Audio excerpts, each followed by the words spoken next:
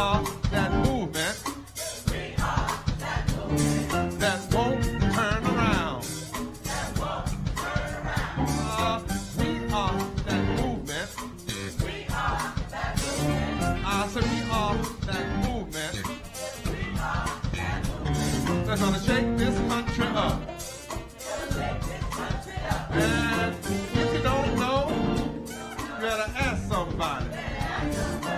If you don't know, you better ask somebody. Look at your neighbor and tell them real good. We are that movement. Gonna turn this nation around. We're gonna vote. I like we should. We're gonna vote everywhere.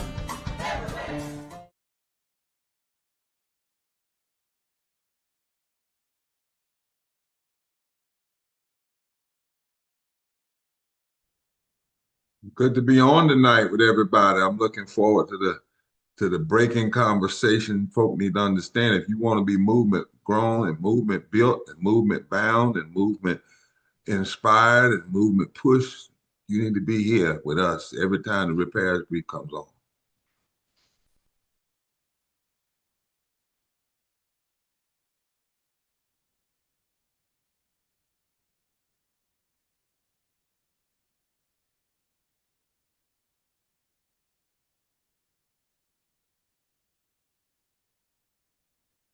Dr. Broom, take it.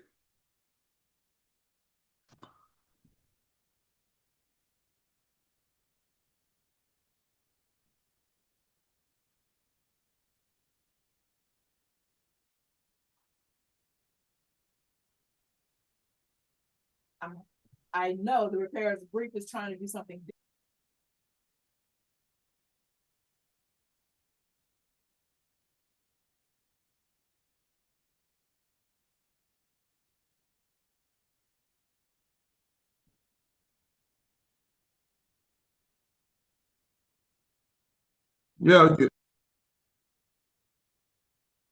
Yeah, I think some of them know, some of them don't know.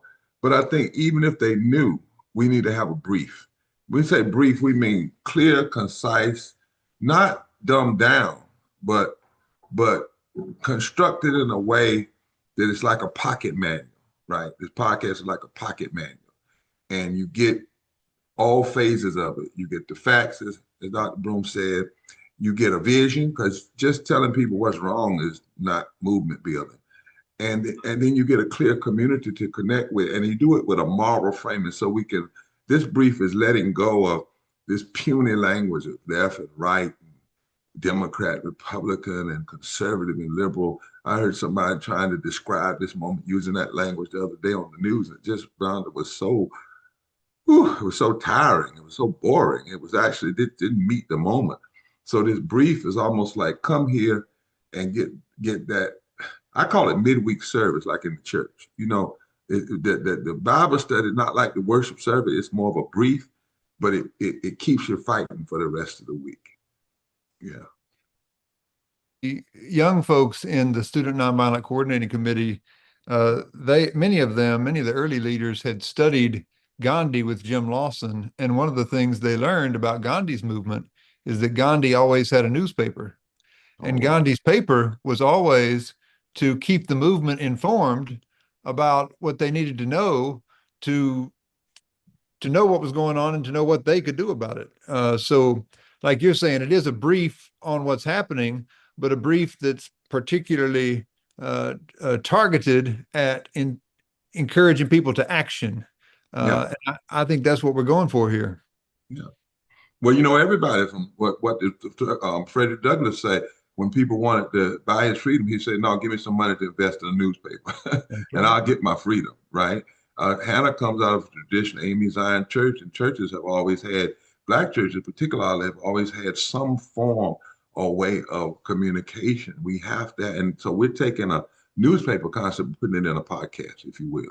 Right. Yeah, and every generation got to use the technology of that era. You've told me before about the fax you used to get on the fax machine. Oh yeah, Jesse. Oh God, every week you hit, you hear that, and then what would happen is this fax would come across one page, right? And it would have, this is what the basic headlines of the day. Here are the facts. Here's what we need to do. So you felt like you were empowered because, we've always said the last thing we want people to do in movement is be loud and wrong and uninformed, right? But we don't always need that in some big manual, right? And we need to take pieces of things apart and empower. Just like on Capitol Hill, every day they get a briefing. Now, I don't always agree with it because they kind of want everybody to sound alike, but at least they get one. They get a briefing. Here are the issues today. Here's what our positions are on them. Boom, and boom. Well, the movement needs a briefing too, and we need a moral briefing for a fusion movement. So everybody who comes to the Repairers Brief here on Mondays will get a briefing. You're going to get some facts. And this week, our facts are going to be about the cost of the war right now. But to go back to the briefings that are coming out on Capitol Hill these days, there's a lot of a language in those briefings about how messaging needs to be about affordability as we go into this midterm election. We're challenging that a bit and saying it's about more than affordability. Y'all want to say why affordability is not enough as a moral framework? Jump in, Hannah. Jump. I see you itching. Go ahead. We're going to have some fun too.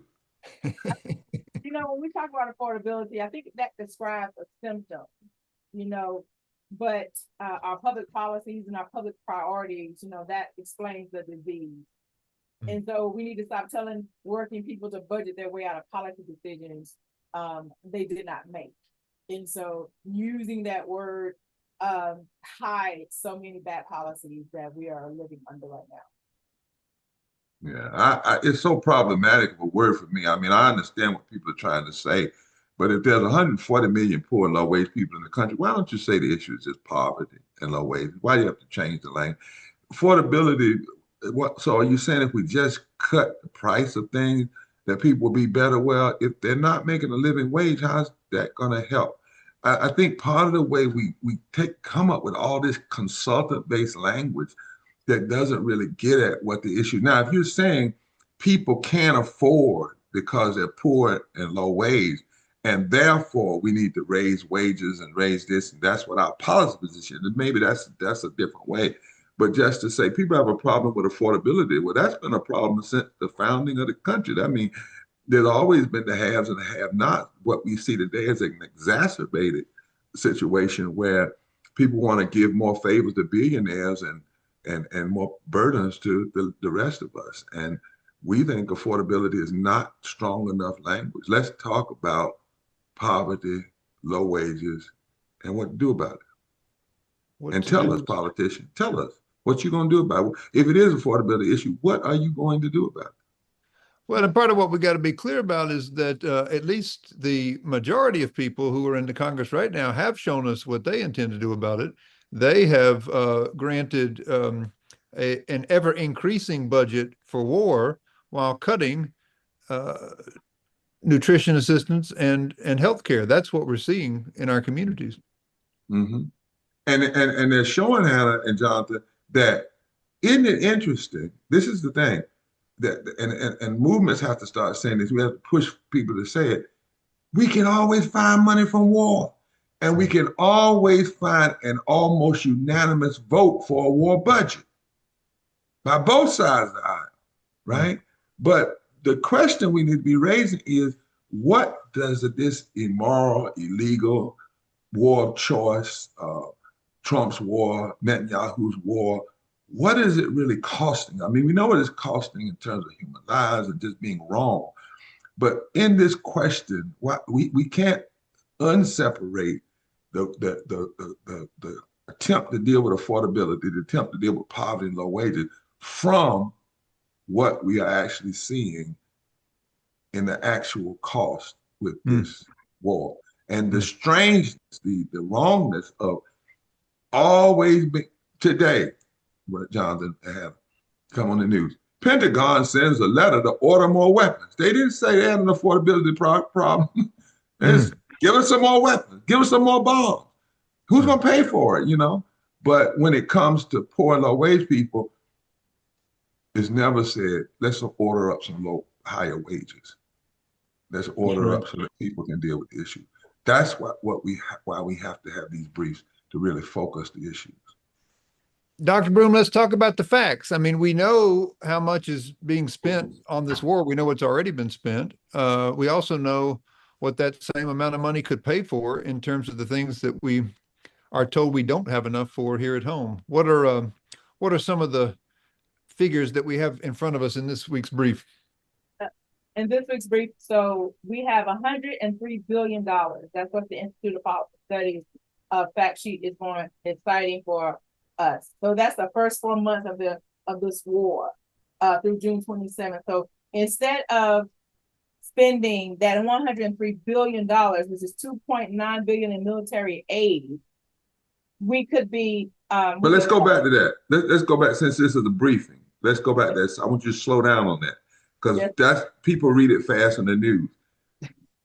First, 4 months. Yeah. I want, get that. 103 billion, just divide that. 4 into 103. That's 20 plus $5 billion a month. Y'all just listen to this podcast. Let that sink in. And not a question, not a person saying we can't afford that. I mean, well, maybe there's some, but I mean, the majority of the politicians are saying, okay, and it's a war that has never been voted on by the Congress. We believe it's illegal and immoral. So in some ways, it's criminal. And that's your money, right, Hannah? That's your money. Now, we might curse sometime on this podcast. Let me go ahead and tell y'all that, even though all three of us are preachers, because some of this stuff is cursable. But go ahead. So 103 billion in 4 months. In 4 months of this war. And then what can we be using that money for? So the Medicaid, healthcare for more than 12 million people, we could use that money for. And Medicaid, we're talking about who? We're talking about poor people. We're talking about women. We're talking about children. I think on one of these briefs, we need to do a listing of Medicaid. Who actually gets Medicaid? So it's not a benign kind of just Medicaid, because there's not a family in this country that's not impacted. And we just passed that other crazy budget. I mean, a bill, the deadly, ugly bill, and it took people off of, right, Affordable Care, Medicaid. But what we just learned, say that again. How many people? 12 million people. 12 million people that could cover for 1 year, for Medicaid, what they're spending in 1 day. In 4 months. Now, the three of us spent a lot of time with a lot of other people in D.C. last summer, and I remember listening to those people in Congress say why they were cutting all those people off, because we were bringing folks who were going to tell them exactly what it would mean if they lost their Medicaid.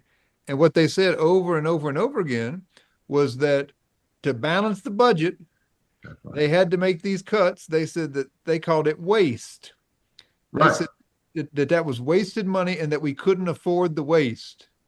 Now here they've spent per month, 2-3 times what they're cutting per month out of that. And for things that people actually needed. Yeah. And Jonathan, they didn't lie. Morality. Yeah, they didn't lie. They told a lie inside of a lie. In other words, they had, in order to balance the budget for that reconciliation bill, they had to cut so that they could have enough money for war. That's what we got to unpack here. They kind of say, you said, do these people lie? Yeah, they lie. But it's a lie within a lie. So the reconciliation budget has a limit that you can pass with 51 votes, right? Yeah. So they looked at that and said, well, if we want all of this for war, we have to cut, because we can only pass so much with just 51 votes. And they did that. Yeah. We should remember that the violence that they wanted to pay for at that point was all in the ICE budget. That's So what it. we're seeing happening on our streets when these folks are getting rounded up, when they're being locked in these concentration camps, when when we get reports that people are dying on the inside, like we've just heard 2 people at Delaney Hall this week, it's Yes. because they have more money that they took from healthcare and nutrition assistance. Hmm. All this money that they found for the war wasn't even in that budget. That's right. That's right. Wasn't even there. Yeah. Keep on, Hannah. I might say damn in a minute, but keep on. For that same amount, for the money that they're taking, that means Head Start childcare for almost 6 million new children. 6 million new children can have Head Start. And they said they didn't have money for Head Start. But here it is. We know that that money can be used for Head Start. The next thing is SNAP, food assistance for people. To more than 45 million people that could supply food assistance to, that they're saying that they had to cut. So this is what President means when he says we are in the middle of a war and we don't have money. Well, you don't have money if you're waging an illegal, immoral, unnecessary war of choice. But the fact is we have the money. We're just using it to blow up and destroy rather than to build up and to feed. And this is not some far leftist or extreme position. This is just facts. There's 45 million people, children, people could have been eating, 6 million students, children in Head Start, with just what has been spent in 4 months. I want to keep driving that home. In 4 months. Take us on through heaven. And so just like you were saying, Bishop, that the question is not whether America has resources. The question is what and whom we have decided those resources are being used for. And so we got this 45 million people for SNAP and food assistance, 6 million for children, and then we have 12 million for Medicaid and healthcare, just from this budget, with, like you're saying, within the 4 months. And so the cost of those things, here is what the war is affecting us. Medicaid, healthcare, Head Start, preschool, and SNAP benefits for people. So you're not raising living wages, but yet you're still now cutting necessary needs for our Americans. Let's talk about food. Can we talk about food for just a minute real quick? Because you know, we all are preachers in a tradition that says we have to have a special concern for people who are hungry, for people who don't have enough to eat. Every religious tradition I know says that. And frankly, a lot of people who aren't very religious will acknowledge that, you know, just because they get hungry themselves, they'll acknowledge that people need food. So these days, I hear a lot of people talking about the increase in the cost of food, whether they go to the grocery store and buy it and cook their own food, or whether they try to, you know, eat out at these places where some prices have nearly doubled. But that's because of the cost of groceries. So we're in a situation where the assistance that people who have very little receive for food has gone down because of these lies that we talk about, while at the same time, the lies that have been told to justify this illegal and immoral war have caused the grocery prices to go up. In the fact sheet, you'll see that that's mainly for 2 reasons. One, because the price of oil has gone up, and that means that it costs more to get everything to people. But the other reason is that they closed the Strait of Hormuz right when the fertilizer for the season was supposed to be going through. So farmers couldn't get enough fertilizer, and that's driven up the cost of everything that we have to grow. So this is a situation where what you were saying, Bishop, lie within a lie, this kind of lie on top of a lie. I mean, it's compounding the problem from both ends. Yeah.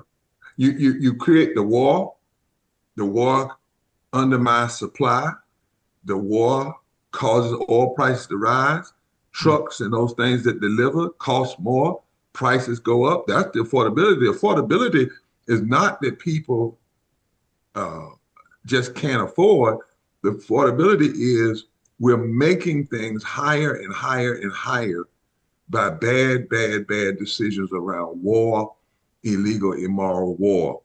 And then the grossest part of it is you do that, and then you also cut the very things that people need to live: food and health. Food and health. And then you cut or deny or undermine that other thing that people need to live, which is education. Hmm. We all believe that education is fundamental to having a wholesome life. So you engage in an immoral, illegal war, and you take all of this money that could, in fact, be used for people to eat, people to have health care, people to have an educated mind. That is just backwards, foolish. And that's why those who want to use the language of affordability, we're saying you got to unpack that. You can't just say there's an affordability problem. You have to name what's causing it, right? And then name the answers to it. So you not only have to have living wages and living wages and health care, you have to end illegal war, right? If you're serious about dealing with the issue of the affordability that poor and low wage people in this country face. Yes, indeed. And on this brief, we've said we want to get to the answers, not just what policies could make a difference, but what we can do to bring them about. And we always say that the best way to get to the answers is to listen to the people who are most directly impacted. So I want to bring in our sister, Elena from West Virginia, who's joining us. Good to see you, Elena. Good evening, everyone. It's good to be seen. Thank you for having me here. Well, I know we've been talking for months, and you've been on this issue of how cuts to healthcare are impacting people in your home state of West Virginia. Can you just give us, first of all, a report from the ground on what we've been talking about in terms of these cuts and the costs of the war on folks in your neighborhood? Sure, absolutely. I just want to start out with a few little numbers, which come from the West Virginia Center of Policy and Budget. So 490,294 residents in West Virginia rely on Medicaid to help with their health care, and SNAP provides 273,552 families with SNAP assistance. And Elena, can I ask you a quick question? That's sure. all, and that's just black folk. That's not talking about white people, and that's just black folk, right? No, sir. No, sir. Let's dispel that that stereotype and that myth that these numbers are people that are lazy, that are drug addicted. In West Virginia, we have 668,000, probably some more now, poor and low wage workers. So these people are actually working families. Some families are two-parent income households, and they just don't meet enough to meet their basic daily needs, which is like food and then health care. Since the passing of the big, bad, deadly, ugly bill, because there's nothing beautiful about it, in July of 2025, across the nation, 800,000 children have lost their benefits, their SNAP benefits. And this is in 13 states that have available data for that. So, folks, you can do the research. But, you know, we're talking, now we all know. Say again, real quick, say again, how many people have lost their benefits? 800,000 children have lost benefits in 13 states that have available data to. And let me just come back to some numbers Hannah was giving us. How many people could have gotten those benefits from the money that was just spent needlessly in Iran? 45 million. 45 million. Million. That's right. We're talking 50 times the number it's been taken away from. That's right. Exactly. My Lord. And you know, Jonathan, Elena, real quick, part of what a repair has to make people is not mad, but angry, the kind of anger we talk about in the Bible, where you become aware and you become angry because it doesn't have to be this way. And then that anger drives you into action. You know, I'm angry at inhumane things. I'm not a mad dog. I'm not going to go out here and be violent, but I'm going to be focused and push because we want this brief to bother folks. I want to push it one more thing. Like, listen, they're talking about they need some more weapons. One Tomahawk missile that destroyed a girls' school on the first day of the war killed more than 150 people, 120 school children. But listen, one Tomahawk missile, one could provide 300 people with Medicaid and 150 children with Head Start and over 1,000 people with food. Just one. Just one. Just one missile. And they're talking about ordering up more for a war that's just going on and on and on that should have never been. Go ahead, Elaine. So I live in Beckley, West Virginia, the county of Raleigh. I work at a nonprofit organization. We run solely on donations. We are poor. We are open Monday through Friday. We serve the most vulnerable. What I do there is I work as a navigator.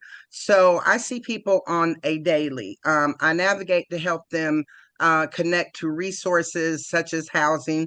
We deal with the most vulnerable population. We deal with the unsheltered, those that have mental health issues, those that have substance use disorder, and some folks that are just plain folks every day who have are seeking employment, cannot find employment due to barriers such as lack of transportation, lack of child care. We live in a rural area. There's just not enough jobs here. Minimum wage here is $8.75 an hour. Folks with kids or just folks single themselves just cannot afford it. One of the sad things is since the implementation of this big, bad, deadly, ugly bill, they have set work requirements for people to eat. So what that means is I have folks coming in, and if I get teary-eyed, it's just because I got off of work not too little long ago, and I have people coming in daily. I had a gentleman come in today begging me, Miss Elena, do you all have any volunteer work that I can do? And I've had more than just him. I've had over 20 people in a month. Asked, do we have any volunteer work they can do to meet the work requirements that have been set forth of 20 hours per week just to eat? Folks have to work 20 hours a week or volunteer to be fit the criteria to be eligible for SNAP benefits. So what I'm finding is I'm having people come in every day who have gone to renew their SNAP benefits and cannot because they don't meet the 20-hour a week work requirement. And also the age. And Elena, can I say one point? Sure. And these folks justify that sometimes saying, well, the scriptures say, you don't work, you don't eat. First of all, that was talking about people that were sitting around looking up in the sky for heaven and weren't participating in community, because Jesus said, when I was hungry, did you feed me? But more importantly, you're going to say it's criminal for somebody not to work 20 hours a week and and lazy and whatnot, give them food. But then you're going to support an illegal, immoral war that may not, that takes, what's this number? I'm going 45 million people's possibility for food. Or you're going to, as Jonathan said, block up this strait and block up the resources to fertilizer. Or you're going to engage in a war that's going to raise fuel costs. And I was just looking at this number, $53 billion more than it would be without this war. Over $900 per household.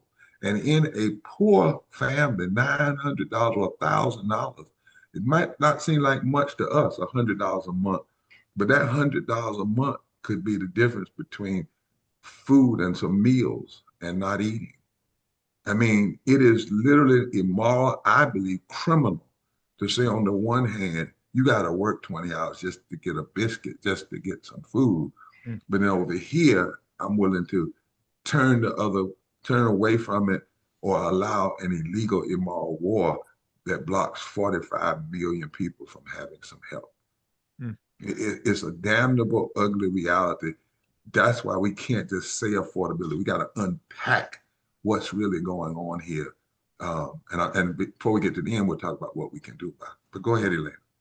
So we are in a moral crisis here. We're in a moral crisis across the United States. We are one of the wealthiest countries in the world. We shouldn't even be going through this.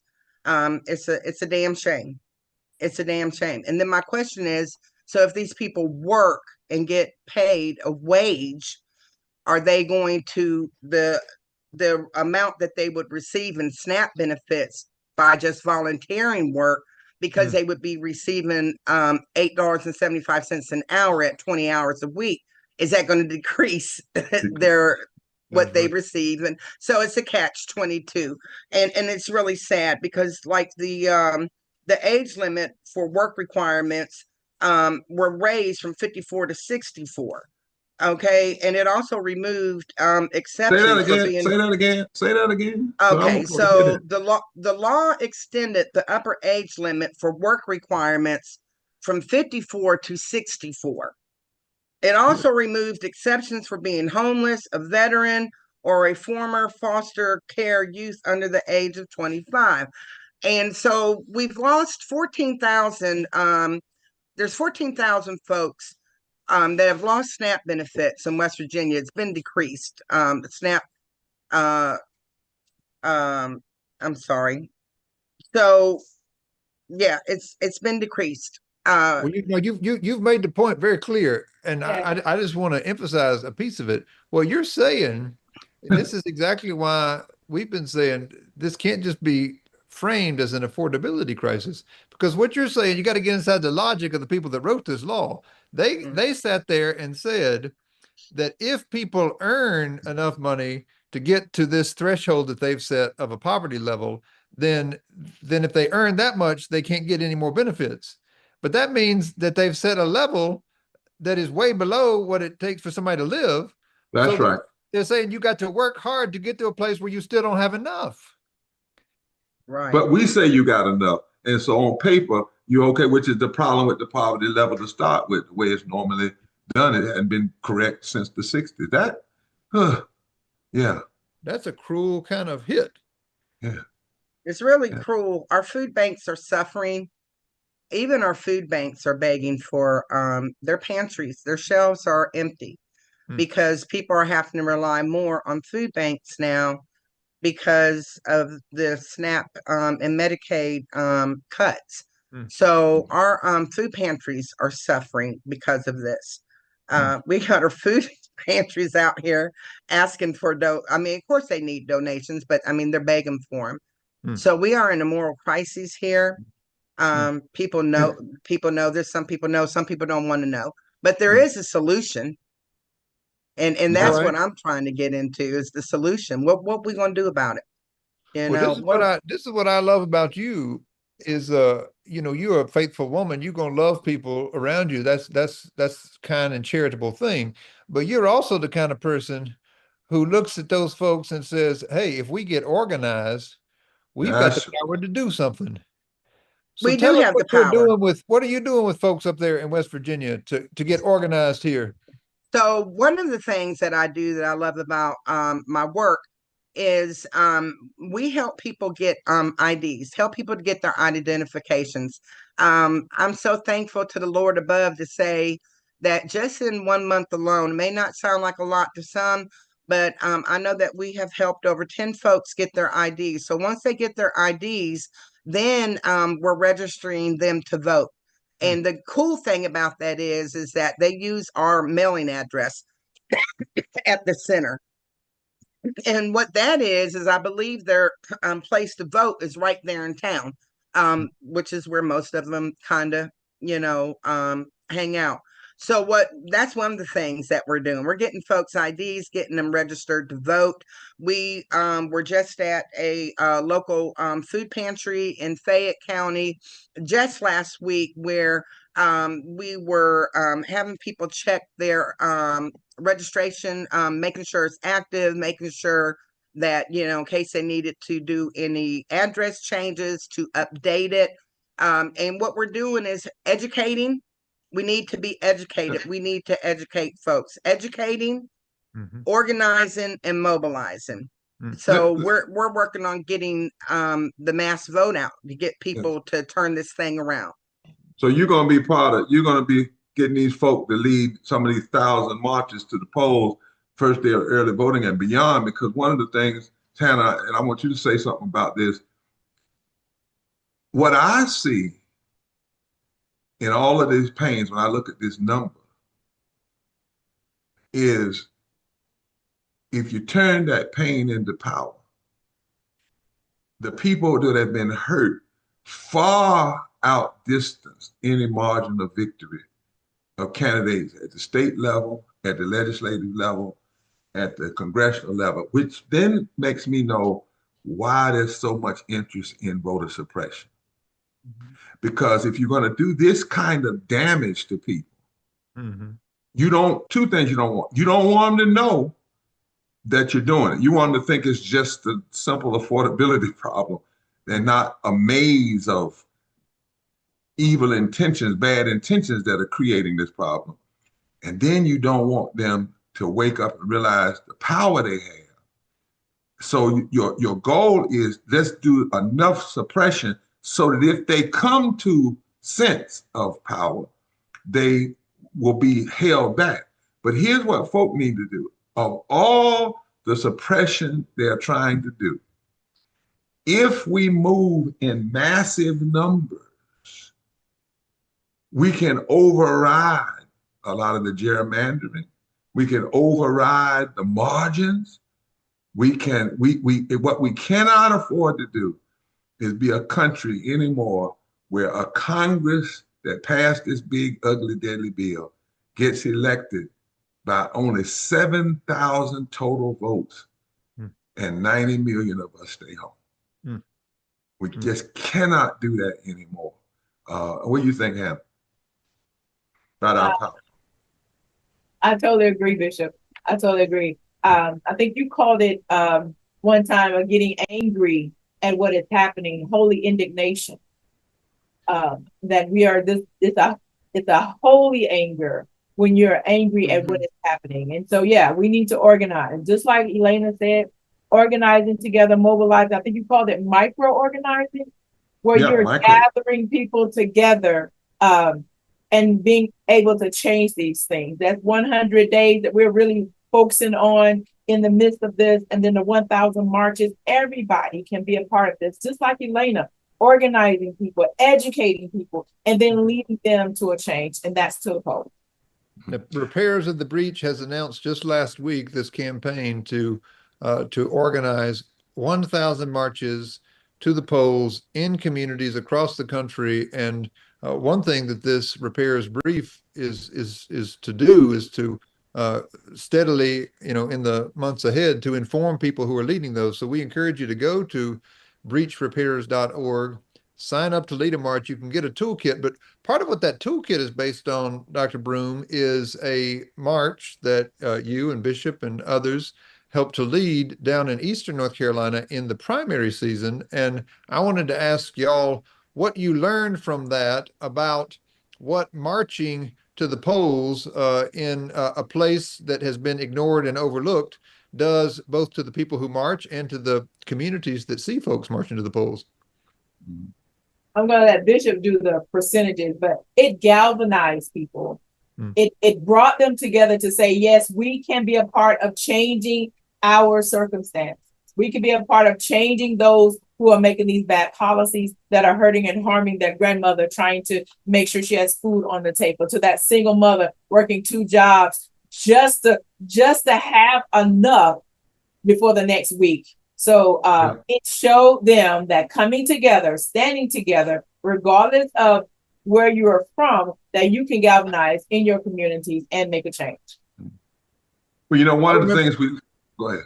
Go ahead, I was John. just going to say real quickly, I remember when y'all started, y'all were down in Wilson. I was in Texas watching it on the YouTube, and there were a couple hundred people there. But by the time I got back here and the crowd made it to Raleigh, there were thousands of people there. Yeah. Yeah. Well, that's part of what happened. And all the thing is, we went for several weeks from November to then going around that area, informing people, letting them know, number one, what was going on, how they would be disenfranchised, why they didn't have to take it, the power that they had, and what they could do. And we chose to do it at the inopportune time in February. Some people said, wait, no, don't wait. The urgency is now.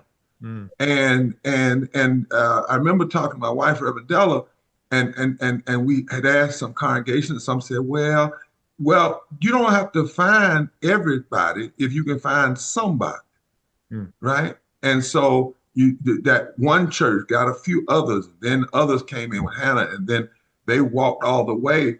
And we didn't give up when 200 people showed up that first morning.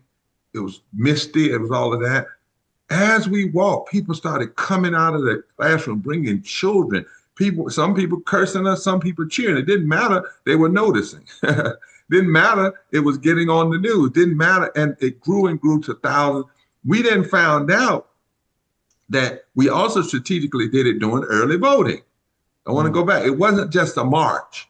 That's why we're saying we don't have to march on Washington right now. We need to march to the polls strategically. It was early voting. We started on a Tuesday. Early voting was on a Wednesday. So we were marching on early voting. We took over the airwaves. People were seeing it. And we then found out later that we signed up hundreds of people who want to now continue to do things, right?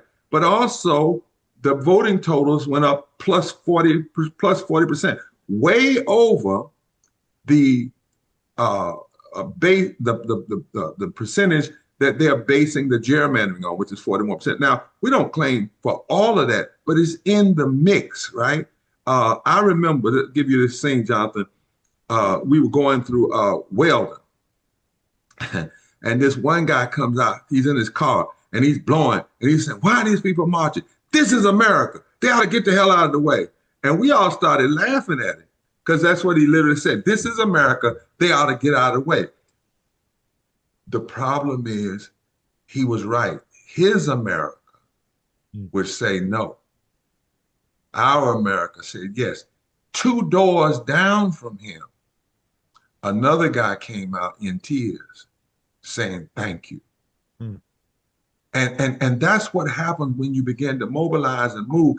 You inspire, you force some people to just own their craziness, because you need to know that too. But then you might find 2 doors down an ally you never thought you would have. You know, we went in communities that people said, you're not going to march through that community. Yes, that community. And it was diverse, and it had a purpose, and it had an agenda, and it had a thing. We're going to love forward together. You know, we didn't know when we started that Willie Nelson would send a song that would be put. We didn't know. A lot of stuff you don't know when you start, but if you start, things will come. And what we do know now is we need conspicuous mass voting now. Not just folk going to the polls individually. We need mass marches to the poll. Why are you here? Because they're cutting now, and 45 million people could have eaten. Why are you here? Because millions of people being taken for Medicaid, and I'm one of them. And politicians, let me say this from the repairs brief. This is not partisan. This is true. You must tell people what you're going to do about the affordability, the poverty, and the lower. You can't just say, I'm fighting because of affordability. What are you going to do? And not 2 years after you get elected, not 1 year after you get elected, but what kind of bill will you put on, omnibus bill? What will happen in the first 50 days if you get the majority? That's what people must hear now. People are coming with a vision of a better America, a vision that we believe you don't have to choose bombs over people's health and people's food. But the people need to hear that if you get elected, you're getting elected to go to work first day with executive orders and policies and bills that are going to fundamentally shift people's lives. That's what people have to hear now. I think there's something powerful about this call to walk. You know, through the winter, we saw the Buddhist monks walking from Texas all the way up to DC. I was actually, I mentioned I was in Texas when the walk in Eastern North Carolina started, and the Buddhist monks were just coming back. And I learned on my way back here that when they got to DC at the National Cathedral, they had been asked, they had a forum, and somebody asked, if you're praying for peace, what is the political action? What is the public action that we take to work for peace? And those monks actually deferred to an elder in their community, another monk who came up and gave the answer that the peace that we seek inside, we have to work for in the world. And by the time I got back to North Carolina, that Buddhist monk, That's right. Brother Bodhi, was there with us marching. Yeah. And we've seen, people taking up walks ever since. There are people walking right now to Memphis through Tennessee. Yes. So this thing of walking is, I think it's important because it's something that each and every one of us can do. Yeah. In Walk our own together. way. You walk with your feet, you can roll with your wheels, however you do it. But we can get out and, like Bishop was saying, we can be conspicuous. We can be conspicuous in a moment when everyone knows that there are efforts to suppress votes. We can say, no, we're going publicly and we're going together to make it clear that we can vote and that can make a difference. Yeah, bring your federal agent to the polling post, and we're gonna walk 10,000 people right past. That's right. You're not gonna intimidate us individually. Walk together, children, don't you get weary. And by the way, that monk said he's invited us to come to the monastery and teach them some things, and we're learning from each other. Walk, and don't faint. And that's the moment. And then you want to do something massively nonviolent resistance. This is it. Resist the apathy. Resist the voter suppression. Say no to it. Let's say in this moment, our vote this year will be a signal that for the next 10 years, we're going to have massive vote. What if we could make it look like on the first day of early voting and beyond, like it looked like in South Africa when Mandela came out? Especially since I'm learning from the South Africans afraid a dying mule kicks the hardest. Could it be that all of this stuff we're seeing is being done by people who recognize that their power and their lives are failing in terms of the ability to them to manipulate things, to get into power, to do what they want to do, particularly if the people and the impacted people. What if every impacted person, I'm looking at these numbers again, just say, you're not going to do this to me without you hearing from me. And they decide that this vote is their voice. I'm reading it here now, the 12 million people who could have had Medicaid and the other millions that did get kicked off, the children of the 6 million children that could have health care, the 45 million people. Those of you listening to this podcast, there comes a time that you have to mobilize pain. People have been pained and hurt. They become the greatest advocates and the greatest instruments for change because of their pain, because of their scars, because of what they've been denied. That's why that great text says, the stone that the builders rejected become the chief cornerstone. And then it says, and this is the Lord's doing, right? I'm just marvelous. And it's marvelous in God's sight. Let's do something marvelous. I can see it now, a marvelous thing. Thousands of people leading marches to the polls. You can sign up now at breachrepairers.org. You will receive a toolkit that will tell you how you can get started. And you can come back right here 2 weeks from now for the next Repairers Brief to get more information, to keep educating. What'd you say, Elena? Educating? I said educate, organize, and mobilize. And real quick, I want to read a poem, if I may. It's real quick. It's to everybody, somebody, anybody, and nobody, because I'm teaching a group at the Center on Personal Accountability. And it goes like this. There was an important job to be done, and everybody was sure that somebody would do it. Anybody could have done it, but nobody did it. Somebody got angry because it was everybody's job. Everybody thought that anybody could do it, but nobody realized that everybody wouldn't do it. It ended up that everybody blamed somebody when nobody did what anybody could have done. We had a 21% voter turnout in the entire state of West Virginia in the spring. So if you're from West Virginia and you're listening to this Repairers of the Brief, I like that. Please register, get out and vote. Let your voice be heard. Turn your pain into power. Take your power back. Get to the polls. Be the change that you want to see, because we also have to have a point of personal accountability. That's right. It's on us now. We are that movement. I tried to rap it. I tried to preach it. I tried to say it.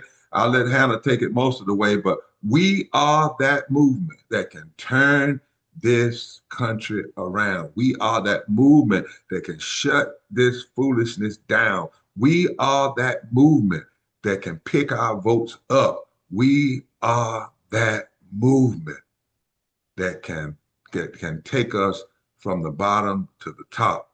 We are that movement that can look up rather than stay down. We are that movement. We are the We are swing that vote. movement. We'll see you next time.